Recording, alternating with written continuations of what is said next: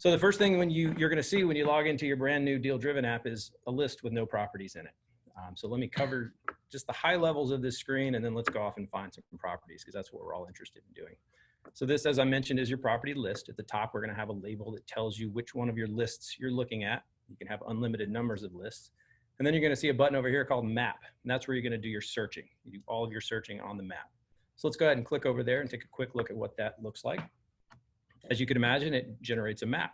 Now, as Pete mentioned, this works on a smartphone, but it also works on your desktop just as well. And your data is everywhere. Every property that you find when you're driving for dollars is going to be there when you get home, when you log in on your desktop. So you never have to worry about that.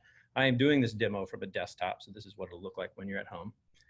So I can use this map, and I can navigate around manually, of course, if I happen to be in the area where I'm looking, or if I'm in my car, the map will, of course, center on your location.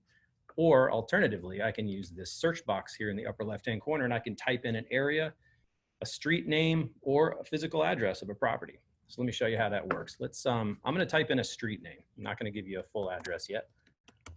We'll go with Folk Creek Drive in Roswell, Georgia. And what the map will immediately do is drop a pin on that street, and then it will draw property lines of all the single-family and multifamily residences in that area. What I can do immediately is just start clicking on those properties to pull up information. As you can see, with one click, I was able to get the full address information of that piece of property.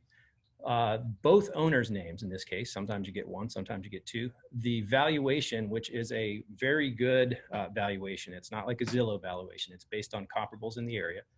You also get the equity percentage, outstanding loan amount, and the last sale. And if you're interested in looking further, a second click on that same panel pulls up a much more detailed view of that property.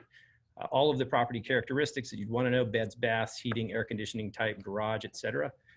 Even more importantly, the financial information. Over and above the valuation and the equity and the last sale, you also get all the tax information, the year sold before that, the last year the tax was assessed, etc. You can scroll down a little farther and you get detailed ownership information, and most importantly, you get the owner's mailing address, which of course may or may not be the property. So that's what you're going to use to contact the owners of this property. And you get the details of the address down to the zip +4. So let's assume in this case, we're not interested in this property, but there's another property that we're interested in. I'll go ahead and type in that address here. Let's assume we're interested in 340 Folk Creek Drive. I'll type that into that text box.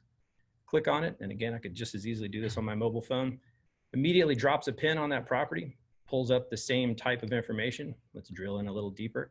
But in this case, let's assume that this is a property you want to pursue. Well, if you want to pursue a property, the first thing you want to do is add it to a list. So let's do that. I'm going to click this button right here, add to list. That's it, it's done. You're immediately presented with a few options. I can view the details of that property again, or I can get a photo, or I can add a photo from my smartphone, which we highly recommend you do. But for now, I'm just going to go look at the details of that property. So I click there, pulls into a much larger and easier to read view of all of the same details we looked at before when we pulled up that panel. Every one of these entries here is editable by you. So if you find updated information, or you decide you want to update the valuation based on an AVM you get from another source, you can certainly do that here.